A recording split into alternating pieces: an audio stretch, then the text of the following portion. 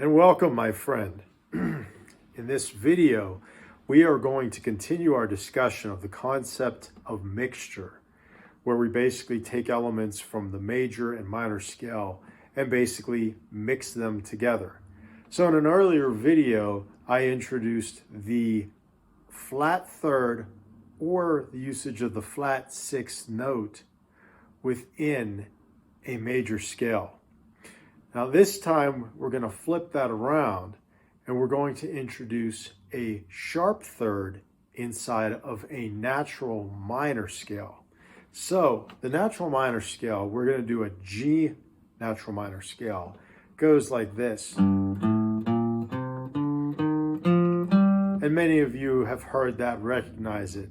Now when I say a sharp third in a natural minor scale, the third means the third note of that scale, but I sharp it. In other words, I move it up one fret. So it sounds like this.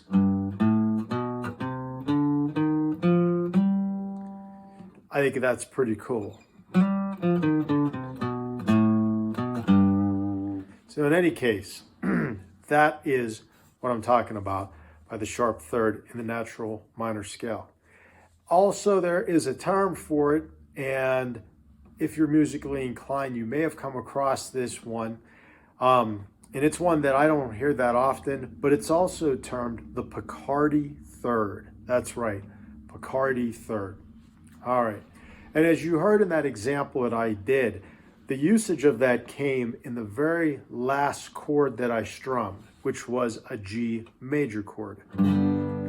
Because everything else was G natural minor. So I started with a G minor chord, and I went up to that chord, an A minor flat 5, then I went to a B flat major chord, all common chords in the G natural minor scale, and then I went up to a C minor, also common for a G natural minor scale. Then I returned back to the G minor scale, and I switched to this, which is basically playing a B flat major scale, except I'm doing an inversion of it, and I'm using the second note of that, the D, as the root. The very last chord that the next to the last I did was this. Another G minor chord using the D, 5th fret, 5th string as the root. And then instead of ending the whole chord pattern on a G minor chord, I ended on a G major chord. And that note right there, the B, that is the sharp third that I'm adding in to the natural minor scale. So you've probably heard this in more songs than you probably realize. But that is basically it, the Picardy third. And if I think of it in terms of where else could this be used, besides being the end of a chord pattern, if you listen to it closely again, this could be the bridge to another key in a song. So if you end on, it kind of heightens it, if you will.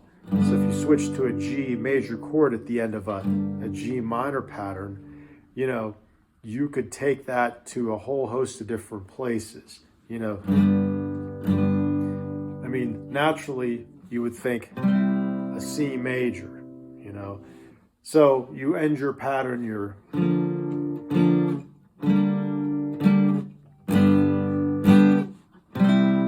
now you're in the key of C major. It's one example. So that's the Picardy third.